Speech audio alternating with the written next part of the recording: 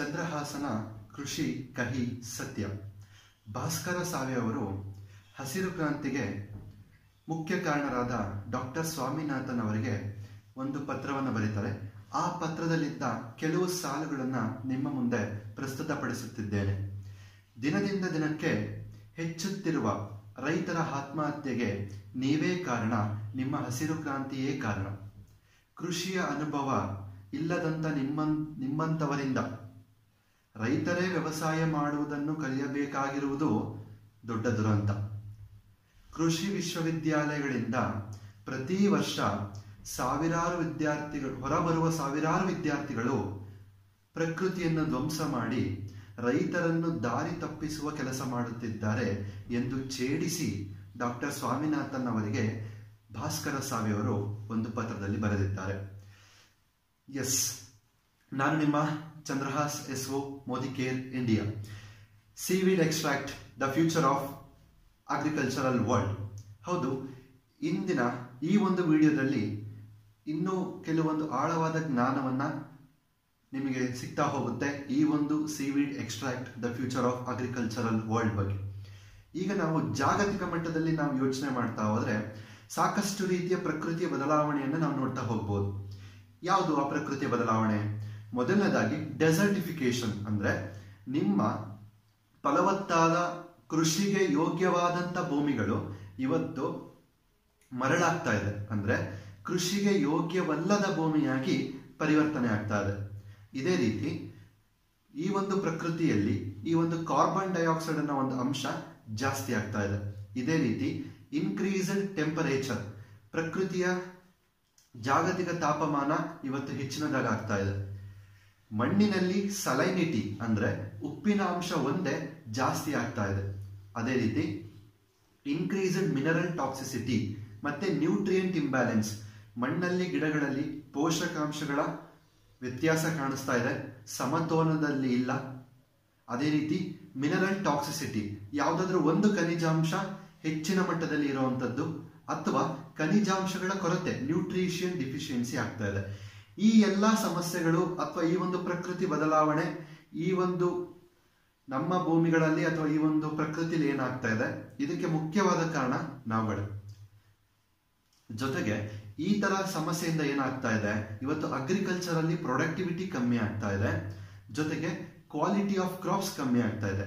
ಇಷ್ಟನ್ನು ನಾವೇನಂತ ಕರಿತೀವಿ, ಎಬಯೋಟಿಕ್ ಸ್ಟ್ರೆಸ್ ಅಂತ ಕರಿತೀವಿ. ಈ ಒಂದು ಎಬಯೋಟಿಕ್ ಸ್ಟ್ರೆಸ್ ಇಂದ ಏನಾಗಿದೆ, ನಿಮ್ಮ ಗಿಡಗಳಲ್ಲಿ ಬೆಳವಣಿಗೆ ಇಲ್ಲ, ಗ್ರೋತ್ ಇಲ್ಲ, ಡೆವಲಪ್ಮೆಂಟ್ ಇಲ್ಲ, ಗಿಡಗಳಿಗೆ ಹಲವಾರು ಡಿಸೀಸಸ್ ಬರ್ತಾ ಇದೆ, ಡಿಫೆನ್ಸ್ ಮೆಕ್ಯಾನಿಸಮ್ ಇಲ್ಲ. ಅದೇ ರೀತಿ ಕ್ವಾಲಿಟಿ ಆಫ್ ಪ್ಲಾಂಟ್ಸ್ ಇಲ್ಲ, ಕ್ವಾಲಿಟಿ ಆಫ್ ಕ್ರಾಪ್ಗಳಿಲ್ಲ, ಮತ್ತೆ ಹಲವಾರು ರೀತಿಯ ತಳಿಗಳು ಇವತ್ತು ನಾಶ ಆಗೋಗಿದೆ. ಇವತ್ತು ಗಿಡಗಳು ಭೂಮಿಲಿ ಸಾಯ್ತಾ ಇದೆ. ಇದೆಲ್ಲದಕ್ಕೂ ಕಾರಣ ಏನು? ಈ ಒಂದು ಎಬಯೋಟಿಕ್ ಸ್ಟ್ರೆಸ್. ಇದನ್ ಬರ್ಲಿಕ್ಕೂ ಕಾರಣ ಮತ್ತೆ ನಾವುಗಳೇ, ಮತ್ತೆ ಬೇರೆ ಯಾರು ಅಲ್ಲ, ಈ ಪ್ರಕೃತಿ ಕಾರಣ ಅಲ್ಲ. ಅದಕ್ಕೆ ನಾವುಗಳೇ ಈ ತರ ಸಮಸ್ಯೆಗಳನ್ನ ಸೃಷ್ಟಿ ಮಾಡ್ಕೊಂಡಿರುವಂತದ್ದು. ಜೊತೆಗೆ ಇವತ್ತು ನೋಡ್ತಾ ಹೋದ್ರೆ ಈ ಒಂದು ಎಬಯೋಟಿಕ್ ಸ್ಟ್ರೆಸ್ ಇಂದ ಈ ಒಂದು ಜಾಗತಿಕ ಮಟ್ಟದಲ್ಲಿ ಪ್ರಪಂಚದ ಈ ಒಂದು ಕಂಪ್ಲೀಟ್ ಗ್ಲೋಬಲ್ ಎಫೆಕ್ಟ್ ಅಲ್ಲಿ ಏನಾಗಿದೆ ಅಂತಂದ್ರೆ 50% ಅಗ್ರಿಕಲ್ಚರಲ್ ಪ್ರೊಡಕ್ಟಿವಿಟಿ ಇವತ್ತು ಕಮ್ಮಿ ಆಗ್ತಾ ಬರ್ತಾ ಇದೆ. 50% ಅಷ್ಟು ಅಗ್ರಿಕಲ್ಚರಲ್ ಪ್ರೊಡಕ್ಟಿವಿಟಿ ಇವತ್ತು ಕಮ್ಮಿ ಆಗಿದೆ. ಒಂದು ಎಕ್ಸಾಂಪಲ್ ಅಂತಂದ್ರೆ 1979 ಇಂದ 2003 ತನಕ ಒಂದು ಸಂಶೋಧನೆ ಮಾಡ್ತಾರೆ, ಒಂದು ಅಧ್ಯಯನ ಮಾಡ್ತಾರೆ. ಭತ್ತದ ಬೆಳೆ ಮೇಲೆ 1 ಡಿಗ್ರಿ ಸೆಲ್ಸಿಯಸ್ ಟೆಂಪರೇಚರ್ ರೈಸ್ ಆಗಿದ್ದಕ್ಕೆ 15% ಅಷ್ಟು ಭತ್ತದ ಬೆಳೆ, ಪ್ಯಾಡಿ ಭತ್ತದ ಬೆಳೆ ಇವತ್ತು ಕಡಿಮೆ ಆಗಿದೆ. ಈ ರೀತಿ ಎಬಯೋಟಿಕ್ ಸ್ಟ್ರೆಸ್ ಇಂದ ಮತ್ತೆ ಈ ರೀತಿ ಸಮಸ್ಯೆಗಳಿಂದ ಹಲವಾರು ರೀತಿಯ ಪ್ರೊಡಕ್ಷನ್ ಇವತ್ತು ಕಮ್ಮಿ ಆಗ್ತಾ ಇದೆ. ನಾವು ಅನ್ಕೊಂಡ್ಬಿಟ್ಟಿದೀವಿ ಪ್ರೊಡಕ್ಟಿವಿಟಿ ಜಾಸ್ತಿ ಆಗ್ತಾ ಇದೆ ಅಂತ, ಬಟ್ ಇವತ್ತು ಪ್ರೊಡಕ್ಟಿವಿಟಿ ಕಮ್ಮಿ ಆಗಿದೆ. ಅಂಡ್ ಇನ್ನೊಂದು ತುಂಬಾ ಮುಖ್ಯವಾಗಿ ಯೋಚನೆ ಮಾಡಬೇಕಾದಂತ ವಿಷಯ ಏನಂತಂದ್ರೆ ಅರ್ಬನೈಸೇಷನ್. ಅಂದ್ರೆ ಇವತ್ತು ಕೃಷಿ ಭೂಮಿಗಳು ಸಾಕಷ್ಟು ಕಮ್ಮಿ ಆಗಿದೆ. ಕಾರಣ ಏನದಕ್ಕೆ? ಕೃಷಿ ಭೂಮಿಗಳಲ್ಲಿ ಸಾಕಷ್ಟು ಫ್ಯಾಕ್ಟರಿಗಳನ್ನ ಕಟ್ಟುವಂಥದ್ದು, ಕೃಷಿ ಭೂಮಿಯಲ್ಲಿ ನಾವು ಮನೆಗಳನ್ನ ನಿರ್ಮಾಣ ಮಾಡುವಂಥದ್ದು, ಈ ರೀತಿಯಿಂದ ಎಲ್ಲ ಸಿಟಿ ಆಗ್ತಾ ಇರೋದ್ರಿಂದ ಕೃಷಿ ಭೂಮಿ ಕಮ್ಮಿ ಆಗಿದೆ. ಅಂಡ್ ಎರಡನೇದಾಗಿ ಇವತ್ತು ಕೃಷಿ ಭೂಮಿಯನ್ನ ನಾವೇ ಹಾಳು ಮಾಡ್ತಾ ಇದೀವಿ. ಯೋಗ್ಯವಾಗಿರುವಂತ ಕೃಷಿ ಭೂಮಿಯನ್ನ ಯೋಗ್ಯವಲ್ಲದಂತ ಕೃಷಿ ಭೂಮಿಯಾಗಿ ನಾವು ಪರಿವರ್ತನೆ ಮಾಡ್ತಾ ಇದೀವಿ. ಅದು ನಮ್ಮ ಕೈಯಿಂದನೇ ಆಗ್ತಾ ಇರುವಂಥದ್ದು. ಈ ಟೈಮಲ್ಲಿ ಮತ್ತೇನಾಗ್ತಾ ಇದೆ, ಇವತ್ತು ಇಡೀ ಜಾಗತಿಕ ಮಟ್ಟದಲ್ಲಿ, ಪ್ರಪಂಚದ ಮಟ್ಟದಲ್ಲಿ ಜನಸಂಖ್ಯೆ ಅನ್ನೋದು ಯಾವಾಗಲೂ ಜಾಸ್ತಿ ಆಗ್ತಾ ಇದೆ. ಯಾವತ್ತಾದ್ರೂ ಕಮ್ಮಿ ಆಗಿರೋದು ಕೇಳಿದ್ದೀರಾ? ಖಂಡಿತ ಇಲ್ಲ. ಇಷ್ಟು ಪಾಪ್ಯುಲೇಷನ್ ಜಾಸ್ತಿ ಆಗ್ತಾ ಇದೆ. ಇಷ್ಟು ಜನಕ್ಕೆ ಇವತ್ತು ಆಹಾರ ಅವಶ್ಯಕತೆ ಇದೆ, ಧಾನ್ಯಗಳ ಅವಶ್ಯಕತೆ ಇದೆ, ಅದೇ ರೀತಿ ತರಕಾರಿ, ಹಣ್ಣು, ಹಲವಾರು ರೀತಿಯ ಒಂದು ಫುಡ್ ಗ್ರೈನ್ಸ್ ಅವಶ್ಯಕತೆ ಇದೆ. ಇಷ್ಟೆಲ್ಲ ಅವಶ್ಯಕತೆ ಇದ್ದಾಗ ಹೇಳ್ತಾ ಹೋಗ್ತಾರೆ, ಇವತ್ತು ಪ್ರಪಂಚದಲ್ಲಿ ವರ್ಲ್ಡ್ ಫುಡ್ ಪ್ರೊಡಕ್ಷನ್ 2050 ಡಬಲ್ ಆಗ್ಬೇಕಂತೆ.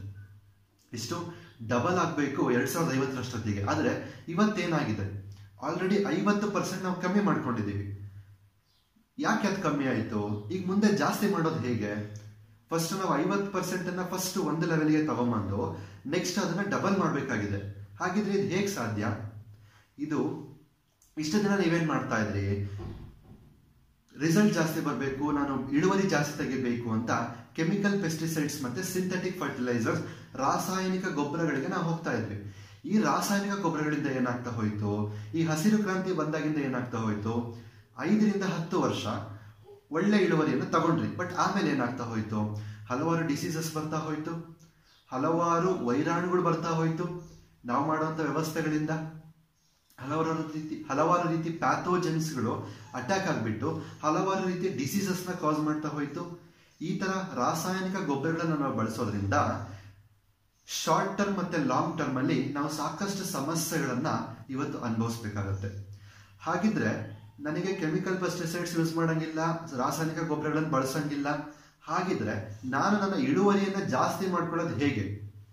ಇದಕ್ಕೆ ಇರುವಂತ ಒಂದು ಹೊಸ ಮಾರ್ಗವೇ, ಒಂದು ಹೊಸ ವ್ಯವಸ್ಥೆಯೇ, ಒಂದು ಹೊಸ ಸೃಷ್ಟಿಯೇ ಬಯೋಸ್ಟಿಮ್ಯುಲೆಂಟ್ಸ್ ಅಂತ ಹೇಳಿ. ಹೌದು ಸ್ನೇಹಿತರೆ, ಬಯೋಸ್ಟಿಮ್ಯುಲೆಂಟ್ಸ್ ಅಂತ ಹೇಳಿ ಒಂದು ಹೊಸ ವಿಜ್ಞಾನವಿದೆ. ಒಂದು ಹೊಸ ಗೊಬ್ಬರ ರೀತಿಯಲ್ಲಿ ಒಂದು ಬಯೋಸ್ಟಿಮ್ಯುಲೆಂಟ್ಸ್ ಅಂತ ಬರ್ತಾ ಹೋಗುತ್ತೆ. ಈ ಒಂದು ಬಯೋಸ್ಟಿಮ್ಯುಲೆಂಟ್ಗಳು ಈ ಎಲ್ಲಾ ಸಮಸ್ಯೆಗಳಿಂದ ನಿಮ್ಮನ್ನ ಪಾರ್ ಮಾಡಿಬಿಟ್ಟು ನಿಮ್ಮ ಗಿಡಗಳಲ್ಲಿ ಒಂದು ಗ್ರೋತ್ ಆಗಿರ್ಬೋದು, ಒಂದು ಒಳ್ಳೆ ಇಳುವರಿ ಆಗಿರ್ಬೋದು, ನಿಮ್ಮ ಮಣ್ಣಿನ ಫಲವತ್ತತೆಯನ್ನು ಜಾಸ್ತಿ ಮಾಡೋದಾಗಿರ್ಬೋದು, ಇದೆಲ್ಲವನ್ನು ಮಾಡ್ತಾ ಹೋಗುತ್ತೆ. ಅಂಡ್ ಇಟ್ಟು ನೈಸರ್ಗಿಕವಾಗಿ ನಿಮ್ಮ ಇದು ಒಂದು ಬಯೋಲಾಜಿಕಲ್ ಆಲ್ಟರ್ನೇಟಿವ್ ಅಂತ ಹೇಳ್ಬೋದು. ಅಂದ್ರೆ ಇವತ್ತಿನ ಒಂದು ಪ್ರಪಂಚಕ್ಕೆ ನಮಗೆ ಒಂದು ಪೂರಕವಾಗಿ ಒಂದು ಹೊಸ ಮಾರ್ಗ ಬೇಕಾಗಿತ್ತು, ಒಂದು ಹೊಸ ದಾರಿ ಬೇಕಾಗಿತ್ತು.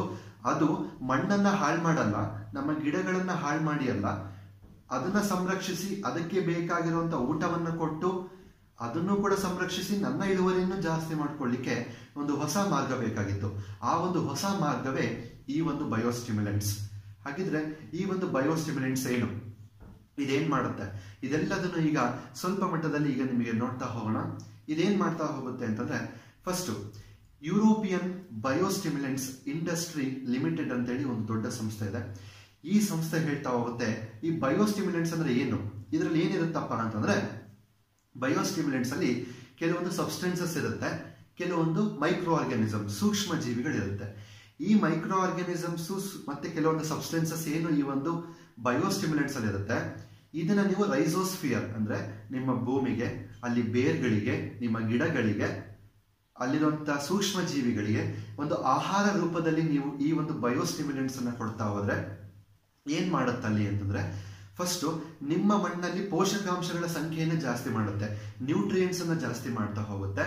ಜೊತೆಗೆ ಬೇರುಗಳು ಮಣ್ಣಲ್ಲಿರುವಂತ ಎಲ್ಲಾ ಸೂಕ್ಷ್ಮ ಜೀವಿಗಳು ಪೋಷಕಾಂಶಗಳನ್ನ ತನಗೆ ಎಷ್ಟು ಬೇಕೋ ಅಷ್ಟು ತಗೊಳ್ಳೋಂಥದ್ದು ಚೆನ್ನಾಗುತ್ತೆ. ಅಂದ್ರೆ ನ್ಯೂಟ್ರಿಯೆಂಟ್ ಎಫಿಷಿಯನ್ಸಿ, ನ್ಯೂಟ್ರಿಯೆಂಟ್ಸ್ ಮೊಬೈಲಿಟಿ ಅಂತ ಕರಿತೀವಿ. ಅಂದ್ರೆ ಗಿಡಗಳಲ್ಲಿ ಪೋಷಕಾಂಶಗಳು ಚೆನ್ನಾಗಿ ತಗೊಳ್ಳುವಂತ ಶಕ್ತಿ ಕೊಡುವಂಥದ್ದು, ಗಿಡದ ತುಂಬಾ ಪೋಷಕಾಂಶಗಳು ಓಡಾಡುವಂಥದ್ದು. ಸೊ ಸರಿಯಾದ ರೀತಿಯಲ್ಲಿ ಗಿಡದ ಬೆಳವಣಿಗೆ ಆಗಿರ್ಬೋದು, ಸರಿಯಾದ ರೀತಿಯಲ್ಲಿ ಗಿಡಗಳು ಒಂದು ಒಳ್ಳೆ ಫಸಲನ್ನ ಕೊಡುವಂಥದ್ದು. ಜೊತೆಗೆ ಡಿಫೆನ್ಸ್ ಮೆಕ್ಯಾನಿಸಮ್, ಹಲವಾರು ರೀತಿಯ ರೋಗಗಳ ವಿರುದ್ಧ ಹೋರಾಡುವಂಥದ್ದು. ಈ ಬಯೋಟಿಕ್ ಮತ್ತೆ ಎಬಯೋಟಿಕ್ ಸ್ಟ್ರೆಸ್ ಅನ್ನ ತಡ್ಕೊಂಡು ನಿಮ್ಮ ಗಿಡಗಳಿಗೆ ಒಂದು ದೊಡ್ಡ ಮಟ್ಟದಲ್ಲಿ ಶಕ್ತಿಯನ್ನು ಕೊಡುವಂತ ಕೆಲಸ ಈ ಒಂದು ಬಯೋಸ್ಟಿಮ್ಯುಲೆಂಟ್ಸ್ ಮಾಡ್ತಾ ಹೋಗುತ್ತೆ. ಸೊ ಇಷ್ಟು ಬೆನಿಫಿಟ್ ಇರುವಂತ ಈ ಒಂದು ಬಯೋಸ್ಟಿಮ್ಯುಲೆಂಟ್ಸ್. ಹಾಗಿದ್ರೆ ಈ ಒಂದು ಬಯೋಸ್ಟಿಮ್ಯುಲೆಂಟ್ಸ್ ಅನ್ನ ಯಾವ್ದ್ರಿಂದ ತಯಾರಿಸ್ತಾರೆ ಅದನ್ನ ನಾನು ಹೇಳ್ತಾ ಇರ್ತೀನಿ. ನಾನು ಯಾವಾಗ್ಲೂ ಹೇಳ್ತಾ ಇರ್ತೀನಿ, seaweed the future of agricultural world. ಯಾಕೆ ಈ ಮಾತನ್ನ ಹೇಳ್ತಾ ಇರ್ತೀನಿ ಅಂತಂದ್ರೆ, ಈ ಒಂದು ಬಯೋಸ್ಟಿಮ್ಯುಲೆಂಟ್ಸ್ ಅನ್ನ ನಾವು ತಯಾರಿಸ್ಬೇಕಂತಂದ್ರೆ ಇದಕ್ಕೆ ಮುಖ್ಯವಾದ ರಾ ಮೆಟೀರಿಯಲ್ ಈ ಒಂದು ಸೀವೀಡ್, ಈ ಒಂದು ಸಮುದ್ರದ ಕಳೆ. ಸೊ ಇದರಿಂದನೇ ಈ ಒಂದು ಬಯೋಸ್ಟಿಮ್ಯುಲೆಂಟ್ಸ್ ಅನ್ನ ತಯಾರಿಸುವಂಥದ್ದು. ಹಾಗಿದ್ರೆ ಈ ಸೀವೀಡ್ ಅಂತಂದ್ರೆ ಏನು? ಇದು ಮಲ್ಟಿ ಸೆಲ್ಯುಲರ್ ಆಗಿರುತ್ತೆ. ಮ್ಯಾಕ್ರೋಸ್ಕೋಪಿಕ್ ಅಂದ್ರೆ ಕಣ್ಣಿಗೆ ಕಾಣುವಂತ ಒಂದು ಗಿಡ ಆಗಿರುತ್ತೆ, ಒಂದು ಕಳೆ ಆಗಿರುತ್ತೆ. ಅದೇ ರೀತಿ ಇದು ಹೆಸರೇ ಹೇಳೋ ಹಾಗೆ ಇದು ದೊಡ್ಡ ಮಟ್ಟದಲ್ಲಿ ಕೋಸ್ಟೈಲ್ ಮತ್ತೆ ಮರೈನ್ ಎಕೋಸಿಸ್ಟಮ್ ಅಂತಂದ್ರೆ ಇದು ಸಮುದ್ರದಲ್ಲಿ ಬೆಳೆಯುವಂತ ಒಂದು ಗಿಡ ಅಂತ ಹೇಳ್ತಾ ಹೋಗ್ಬೋದು. ಇದರಲ್ಲಿ ಹೆಚ್ಚಿನ ಮಟ್ಟದಲ್ಲಿ ನಾವು ಪಾಲಿಸ್ಯಾಕರೈಡ್ಸ್ ಅನ್ನೋ ಒಂದು ಅಂಶವನ್ನು ನೋಡ್ಬೋದು, ಪಾಲಿ ಅನ್ಸ್ಯಾಚುರೇಟೆಡ್ ಫ್ಯಾಟಿ ಆಸಿಡ್ಸ್ ನ ನೋಡ್ತಾ ಹೋಗ್ಬೋದು. ನೆಕ್ಸ್ಟ್ ಬಯೋ ಆಕ್ಟಿವ್ ಪೆಪ್ಟೈಡ್ಸ್ ಅನ್ನ ನೋಡ್ಬೋದು, ಬಯೋ ಆಕ್ಟಿವ್ ಕಾಂಪೌಂಡ್ಸ್ ಅಂತ ಕೂಡ ಕರಿತೀವಿ. ನೆಕ್ಸ್ಟ್ ಹಲವಾರು ರೀತಿಯ ಎನ್ಸೈಮ್ಸ್ ಗಳನ್ನು ನಾವಿಲ್ಲಿ ನೋಡ್ತಾ ಹೋಗ್ಬೋದು. ಸೊ ಇಷ್ಟು ಅಂಶವನ್ನು ತುಂಬಿಕೊಂಡಿರುವಂತದ್ದೇ ಈ ಒಂದು ಸೀವೀಡ್ಸ್ಗಳು. ಎಸ್ಪೆಷಲಿ ಈ ಸೀವೀಡ್ಸ್ ಅಥವಾ ಈ ಒಂದು ಸಮುದ್ರದ ಕಡೆ ಯಾಕೆ ಪವರ್ಫುಲ್ಲು? ಎಸ್ಪೆಷಲಿ ಅಗ್ರಿಕಲ್ಚರ್ಗೆ ತಯಾರು ಮಾಡುವಂತ ಒಂದು ಫರ್ಟಿಲೈಸರ್ಗೆ ಬೇಕಾದಂತ ರಾ ಮೆಟೀರಿಯಲ್ಗೆ ಏನು ಒಂದು ಸೀವೀಡ್ ನ ತಗೊಳ್ತಾರೆ, ಇದು ಇಂಟರ್ ಟೈಡಲ್ ಝೋನ್ ಅಂತ ಒಂದಿರುತ್ತೆ ಸಮುದ್ರದಲ್ಲಿ. ಏನು ಇಂಟರ್ ಟೈಡಲ್ ಝೋನ್ ಅಂತ. ಇಲ್ಲಿರೋ ಈ ಗಿಡಗಳು ಸಾಕಷ್ಟು ಬೆಳೆಯುವಂಥದ್ದು. ಜೊತೆಗೆ ಇಲ್ಲಿ ಇವು ಸಾಕಷ್ಟು ಬಿಸಿಲಿಗೆ, ಟೆಂಪರೇಚರಿಗೆ, ಬೆಳಕಿಗೆ ಮತ್ತೆ ಸಲೈನಿಟಿಗೆ ಜಾಸ್ತಿ ಎಕ್ಸ್ಪೋಜರ್ ಆಗಿಬಿಟ್ಟು ಅವಕ್ಕೆ ಜಾಸ್ತಿ ಸ್ಟ್ರೆಸ್ ಆಗುತ್ತೆ ಈ ಗಿಡಗಳಿಗೆ. ಈ ತರ ಸ್ಟ್ರೆಸ್ ಆದಾಗ ಈ ಒಂದು ಸೀವಿಡಿಗೆ ಯಾರಾದ್ರೂ ಡಾಕ್ಟರ್ ಹೋಗ್ಬಿಟ್ಟು ಸರಿ ಮಾಡ್ತಾರಾ? ಯಾವ್ದಾದ್ರು ಯೂನಿವರ್ಸಿಟಿ ಹೋಗಿ ಸರಿ ಮಾಡುತ್ತಾ? ಅಥವಾ ನೀವೇನಾದ್ರೂ ಹೋಗಿ ಅದಕ್ಕೆ ಬೇಕಾದಂತ ಔಷಧಿ ಕೊಡ್ತೀರಾ? ಯಾರು ಕೊಡಲ್ಲ. ಅವಾಗ ಈ ಗಿಡಗಳು ಏನ್ ಮಾಡುತ್ತೆ, ತನ್ನ ರೋಗ ನಿರೋಧಕ ಶಕ್ತಿಯನ್ನ ಜಾಸ್ತಿ ಮಾಡ್ಕೊಳ್ಳುತ್ತೆ, ಡಿಫೆನ್ಸ್ ಮೆಕ್ಯಾನಿಸಮ್ಸ್ ನ ಜಾಸ್ತಿ ಮಾಡ್ಕೊಳ್ಳುತ್ತೆ. ತನ್ನಷ್ಟಕ್ಕೆ ತಾನೇ ಇದೆಲ್ಲ ತನ್ನ ಶತ್ರುಗಳ ವಿರುದ್ಧ ಹೋರಾಡ್ಲಿಕ್ಕೆ ಬೇಕಾಗುವಷ್ಟು ಶಕ್ತಿಯನ್ನ ಅದು ಪಡ್ಕೊಂಡ್ಬಿಟ್ಟು ಎಲ್ಲ ಶತ್ರುಗಳ ವಿರುದ್ಧ ಹೋರಾಡ್ಲಿಕ್ಕೆ ಸ್ಟಾರ್ಟ್ ಮಾಡುತ್ತೆ. ಅಂದ್ರೆ ಇದರಲ್ಲಿ ಹೈಯೆಸ್ಟ್ ಅಮೌಂಟ್ ಆಫ್ ನ್ಯೂಟ್ರಿಯೆಂಟ್ಸ್ ಇರುತ್ತೆ, ಡಿಫೆನ್ಸ್ ಮೆಕ್ಯಾನಿಸಮ್ ಬಹಳ ಅದ್ಭುತವಾಗಿರುತ್ತೆ. ಹಾಗಾಗಿ ಯಾಕೆ ಸೀವೀಡ್ ನಾವು ಅಗ್ರಿಕಲ್ಚರ್ ಪರ್ಪಸ್ಗೆ ಬಳಸಬೇಕು? ಆಮೇಲೆ ಇನ್ನೊಂದೇನಪ್ಪಾ ಅಂತಂದ್ರೆ ಈ ಭೂಮಿ ಮೇಲೆ ಬೆಳೆಯುವಂತ ಸಸಿಗಳಿಗಿಂತ ಅಥವಾ ಗಿಡಗಳಿಗಿಂತ ಸಮುದ್ರದಲ್ಲಿ ಏನು ಈ ಒಂದು ಸೀವೀಡ್ ಬೆಳೆಯುತ್ತೆ ಇವು ಹೆಚ್ಚು ಶಕ್ತಿಶಾಲಿಯಾಗಿರುತ್ತೆ, ಹೆಚ್ಚಿನ ಮಟ್ಟದಲ್ಲಿ ಪೋಷಕಾಂಶಗಳನ್ನ ಹೊಂದಿರುತ್ತೆ.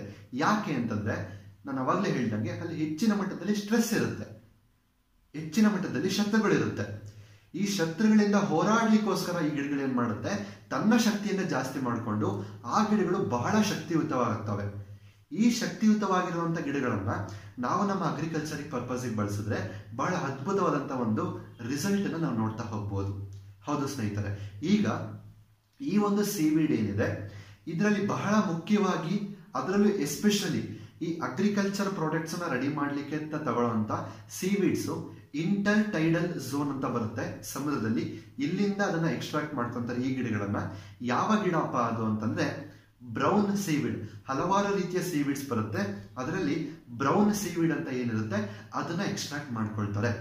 ಅದರಲ್ಲೂ ಯಾವ್ದಪ್ಪ ಅಂತಂದ್ರೆ ಆಸ್ಕೋಫೈಲಮ್ ನೊಡೋಸಮ್ ಅಂತ ಒಂದು ಸೀವೀಡ್ ಇದೆ. ಇದು ಬಹಳ ವಿಶೇಷವಾದದ್ದು ಮತ್ತೆ ಹೆಚ್ಚಿನ ಮಟ್ಟದಲ್ಲಿ ಪೋಷಕಾಂಶಗಳನ್ನ ಮತ್ತೆ ಡಿಫೆನ್ಸ್ ಮೆಕ್ಯಾನಿಸಮ್ ಅನ್ನ ಹೊಂದಿರುತ್ತೆ. ಹಾಗಾಗಿ ಹೆಚ್ಚಿನ ಮಟ್ಟದಲ್ಲಿ ಅಗ್ರಿಕಲ್ಚರಲ್ ಫರ್ಟಿಲೈಸರ್ಸ್ ಅಥವಾ ಬಯೋಸ್ಟಿಮ್ಯುಲೆಂಟ್ಸ್ ಅನ್ನು ತಯಾರು ಮಾಡೋದ್ರಲ್ಲಿ ಈ ಒಂದು ಆಸ್ಕೋಫೈಲಮ್ ನೊಡೋಸಮ್ ಅನ್ನೋ ಒಂದು ಏನು ಸೀವೀಡ್ ಇದೆ ಇದನ್ನ ಸಂಪೂರ್ಣವಾಗಿ ಎಕ್ಸ್ಟ್ರಾಕ್ಟ್ ಮಾಡಿ ನಿಮಗೆ ಪ್ರಾಡಕ್ಟ್ಗಳ ಮುಖಾಂತರ ಕೊಡ್ತಾ ಬರ್ತಾರೆ. ಹಾಗಾಗಿ ನಾನು ಹೇಳ್ತಾ ಇರೋದು ಈ ಒಂದು seaweed the future of agricultural world. Future ಅಂತ ಹೇಳಿ ನೀವು ಕೂಡ ಭವಿಷ್ಯದಲ್ಲಿ ಯೂಸ್ ಮಾಡೋಣ ಅಂತ ಸುಮ್ಮನೆ ಆಗ್ಬೇಡಿ. ಇವತ್ತಿಂದನೇ ಈ ಒಂದು ಸಮುದ್ರದ ಕಳೆಯಿಂದ ತಯಾರಿಸಿರುವಂತ ಏನು ಒಂದು ಆರ್ಗ್ಯಾನಿಕ್ ಬಯೋಸ್ಟಿಮ್ಯುಲೆಂಟ್ಸ್ ಇರುತ್ತೆ ಇದನ್ನ ಬಳಸ್ತಾ ಬನ್ನಿ. ಯಾಕೆ ಬಳಸ್ತಾ ಬರಬೇಕು? ಸೊ ಇದರಿಂದ ಆಗುವಂತ ಉಪಯೋಗಗಳೇನು ಅದನ್ನು ಕೂಡ ಈಗ ನಾನು ನಿಮ್ಮ ಹತ್ರ ಡಿಸ್ಕಸ್ ಮಾಡ್ತಾ ಹೋಗ್ತೀನಿ. ಇದರಿಂದ ಆಗುವಂತ ಉಪಯೋಗಗಳು ಏನೇನು ಅಂತ ಹೇಳಿ. ಸೊ ಹಾಗಿದ್ರೆ ಇಲ್ಲಿ ನೋಡ್ತಾ ಹೋಗೋಣ ಇಲ್ಲಿ ಏನೇನು ಉಪಯೋಗಗಳು ಆಗ್ತಾ ಹೋಗುತ್ತೆ ಅಂತೇಳಿ. ಸೊ ಮೊದಲನೇದಾಗಿ ನಿಮ್ಮ ಸ್ಕ್ರೀನ್ ಮೇಲೆ ಇವಾಗ ಕಾಣಿಸ್ತಾ ಇದೆ ಇಷ್ಟು ಉಪಯೋಗಗಳು ಈ ಒಂದು ಆಸ್ಕೋಫೈಲಮ್ ನೊಡೋಸಮ್ ಅನ್ನೋ ಒಂದು ಸೀವೀಡ್ ಎಕ್ಸ್ಟ್ರಾಕ್ಟ್ ಇಂದ ನಿಮ್ಮ ಭೂಮಿಗೆ ಆಗ್ತಾ ಹೋಗುತ್ತೆ. ಹಾಗಿದ್ರೆ ಏನೇನು ನೋಡ್ತಾ ಹೋಗಿ.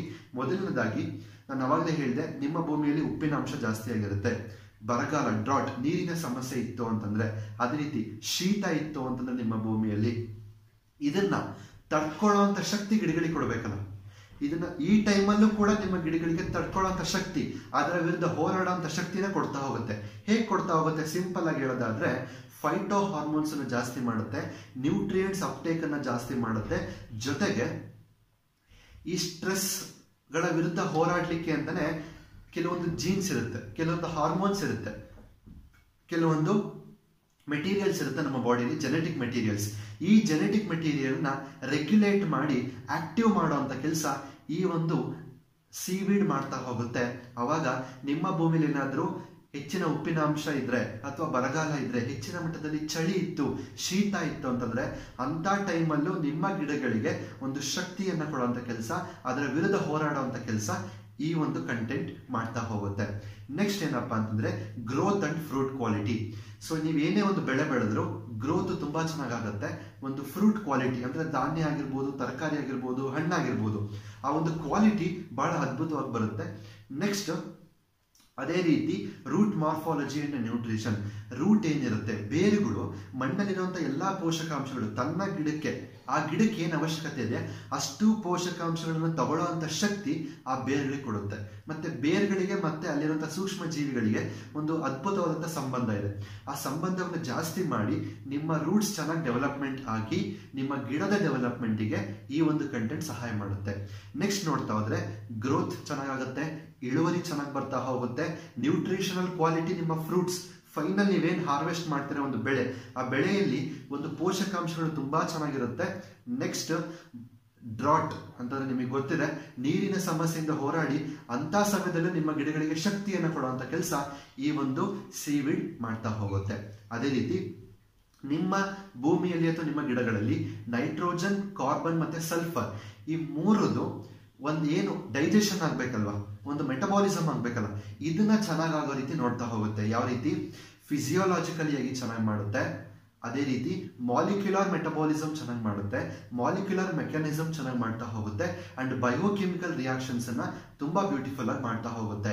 ಹಾಗಾಗಿ ಇಷ್ಟು ಬೆನಿಫಿಟ್ ಇರುತ್ತೆ ಈ ಒಂದು ಸೀವಿಡ್ ಇಂದ. ಅದೇ ರೀತಿ ನೋಡ್ತಾ ಹೋದ್ರೆ ಗಿಡಗಳಲ್ಲಿ ಆಂಟಿ ಆಕ್ಸಿಡೆಂಟ್ಸ್ ಅನ್ನು ಜಾಸ್ತಿ ಕೊಟ್ಬಿಟ್ಟು ರೋಗ ನಿರೋಧಕ ಶಕ್ತಿಯನ್ನು ಜಾಸ್ತಿ ಮಾಡಿ ಡಿಫೆನ್ಸ್ ಮೆಕ್ಯಾನಿಸಮ್ ಅನ್ನ ಜಾಸ್ತಿ ಮಾಡುವಂತ ಕೆಲಸ ಈ ಒಂದು ಸೀವಿಡ್ ಮಾಡ್ತಾ ಹೋಗುತ್ತೆ. ಫೈನಲಿ ಹೇಳೋದಾದ್ರೆ so growth, yield and very very important ಏನಪ್ಪಾ ಅಂತಂದ್ರೆ ನಿಮ್ಮ ಫ್ರೂಟಿನ ಕ್ವಾಲಿಟಿ ಚೆನ್ನಾಗಿ ಬರುತ್ತೆ ಫೈನಲ್ ಬೆಳೆದು. ಜೊತೆಗೆ ನೀವು ಅದನ್ನ ಪ್ರಿಸರ್ವ್ ಮಾಡ್ಬೇಕಂತ ಮತ್ತೆ ಯಾವುದೇ ರೀತಿ ಎಕ್ಸ್ಟ್ರಾ ಕೆಟ್ಟ ಕೆಮಿಕಲ್ಸ್ ಅನ್ನ ಬಳಸುವಂತ ಅವಶ್ಯಕತೆ ಇಲ್ಲ. ನೀವು ನ್ಯಾಚುರಲ್ ಆಗಿ ಒಳ್ಳೆ ನ್ಯೂಟ್ರಿಯೆಂಟ್ಸ್ ಅನ್ನ ಕೊಟ್ಟಾಗ ಆ ಗಿಡಗಳಲ್ಲೇ ಒಂದು ಕ್ವಾಲಿಟಿ ಇಂಪ್ರೂವ್ಮೆಂಟ್ ಆಗುತ್ತೆ. ಅವಾಗ ಹೆಚ್ಚಿನ ದಿವಸದ ತನಕ ನಿಮ್ಮ ಬೆಳೆಗಳನ್ನ ನೀವು ಸ್ಟೋರ್ ಮಾಡ್ತಾ ಹೋಗ್ಬಹುದು. ಅಂದ್ರೆ ಪ್ರಿಸರ್ವೇಟಿವ್ಸ್ ಮತ್ತೆ ಕೆಟ್ಟ ಕೆಮಿಕಲ್ಸ್ಗಳು ಬಳಸುವಂತ ಅವಶ್ಯಕತೆ ಇಲ್ಲ. ಹಾಗಾಗಿ ಇಷ್ಟು ಬೆನಿಫಿಟ್ಸ್ ಇರುತ್ತೆ ಈ ಒಂದು ಸೀವಿಡ್ ಇಂದ. ಹಾಗಾಗಿ ಈ ಒಂದು seaweed extract the future of agricultural world. ಇಷ್ಟು ಇವತ್ತಿನ ಸೆಷನ್ ಅಲ್ಲಿ ನೀವು ಅರ್ಥ ಮಾಡ್ಕೊಳ್ಳಿ ಸಂಪೂರ್ಣವಾಗಿ. ಇನ್ನೂ ಏನಾದರೂ ಡೌಟ್ಸ್ ಅಥವಾ ಕ್ವಶನ್ಸ್ ಅಥವಾ ಹೆಚ್ಚಿನ ಮಾಹಿತಿ ಬೇಕಂತಂದ್ರೆ ನನ್ನ ನಂಬರ್ 9686713521. ಸೊ ಈ ಒಂದು ನಂಬರಿಗೆ ಕಾಲ್ ಮಾಡಿ ನಿಮ್ಮ ಎಲ್ಲ ಅನುಮಾನಗಳನ್ನು ಅಥವಾ ಏನಾದರೂ ಹೆಚ್ಚಿನ ಮಟ್ಟದಾಗಿ ನಾಲೆಡ್ಜ್ ಬೇಕಂತಂದ್ರೆ ಈ ನಂಬರ್ಗೆ ಕಾಲ್ ಮಾಡಿ. ಡಿಸ್ಕ್ರಿಪ್ಷನ್ ನಲ್ಲಿ ಕೂಡ ನನ್ನ ನಂಬರ್ ಇದೆ. ಇದೇ ರೀತಿ ಇನ್ನು ಹೆಚ್ಚಿನ ವಿಡಿಯೋಸ್ ಅಥವಾ ಹೆಚ್ಚಿನ ನಾಲೆಡ್ಜ್ ನೀವು ಪಡ್ಕೋಬೇಕಂತಂದ್ರೆ ನನ್ನ ಒಂದು ಚಾನಲ್ಗೆ ಸಬ್ಸ್ಕ್ರೈಬ್ ಆಗಿ ಪಕ್ಕದಲ್ಲಿರುವಂತಹ ಒಂದು ಬೆಲ್ ಐಕಾನ್ ಕ್ಲಿಕ್ ಮಾಡಿ. ಸೊ ನಾನು ಅಪ್ಲೋಡ್ ಮಾಡುವಂತ ಎಲ್ಲಾ ವಿಡಿಯೋಸ್ ನಿಮಗೆ ಒಂದು ನೋಟಿಫಿಕೇಶನ್ ಮುಖಾಂತರ ಬರ್ತಾ ಹೋಗುತ್ತೆ. ನೀವು ಎಲ್ಲ ಜ್ಞಾನವನ್ನ ಈ ಒಂದು ಸಮುದ್ರದ ಪಾಚಿ ಬಗ್ಗೆ ಸಂಪೂರ್ಣವಾಗಿ ಅರ್ಥ ಮಾಡ್ಕೊಳ್ತಾ ಹೋಗ್ಬೋದು. ಎಸ್, ಎಲ್ಲ ರೈತರು ಕೂಡ ಈ ಒಂದು ವಿಡಿಯೋವನ್ನು ಸಂಪೂರ್ಣವಾಗಿ ನೋಡಿ. ನಿಮಗೆ ಗೊತ್ತಿರುವಂತ ಎಲ್ಲ ರೈತರಿಗೂ ಈ ಒಂದು ವಿಡಿಯೋವನ್ನ ಶೇರ್ ಮಾಡ್ತಾ ಬನ್ನಿ. ಅದೇ ರೀತಿ ಮೊದಿಕೇರಿಯನ್ಸ್, ನೀವು ಯಾರು ರೈತರಿಗೆ ಒಂದು ದೊಡ್ಡ ಮಟ್ಟದಲ್ಲಿ ಸೇವೆ ಕೊಡಬೇಕು ಅಂತ ಅನ್ಕೊಂಡಿದ್ದೀರಾ, ಇಷ್ಟು ಜ್ಞಾನವನ್ನ ಪಡ್ಕೋಬೇಕಾಗಿರೋದು ನಿಮ್ಮ ಕರ್ತವ್ಯ. Yes, thank you so much. ನನ್ನ ಮುಂದಿನ ವಿಡಿಯೋದಲ್ಲಿ ನಿಮಗೆ ಇದನ್ನ ಯಾವ ರೀತಿ ಎಕ್ಸ್ಟ್ರಾಕ್ಟ್ ಮಾಡ್ತಾರೆ ಅನ್ನೋ ಒಂದು ಕೆಲವೊಂದು ಪ್ರೋಸೆಸ್ ನ ಹೇಳ್ತಾ ಹೋಗ್ತೀನಿ. ಅಂಡ್ ಪ್ರತಿಯೊಂದು ಬೆನಿಫಿಟ್ಸ್ ಅನ್ನು ಆಳವಾಗಿ ನೋಡ್ತಾ ಹೋಗೋಣ. ಯಾವ ರೀತಿ ನನಗೆ ಇದು ಇಷ್ಟು ಬೆನಿಫಿಟ್ ಕೊಡ್ತಾ ಹೋಗುತ್ತೆ ಅಂತ ನನ್ನ ಮುಂದಿನ ವಿಡಿಯೋಸ್ ಅಲ್ಲಿ ನೀವು ನೋಡ್ತಾ ಹೋಗ್ತೀರಾ. Thank you so much. ಧನ್ಯವಾದಗಳು.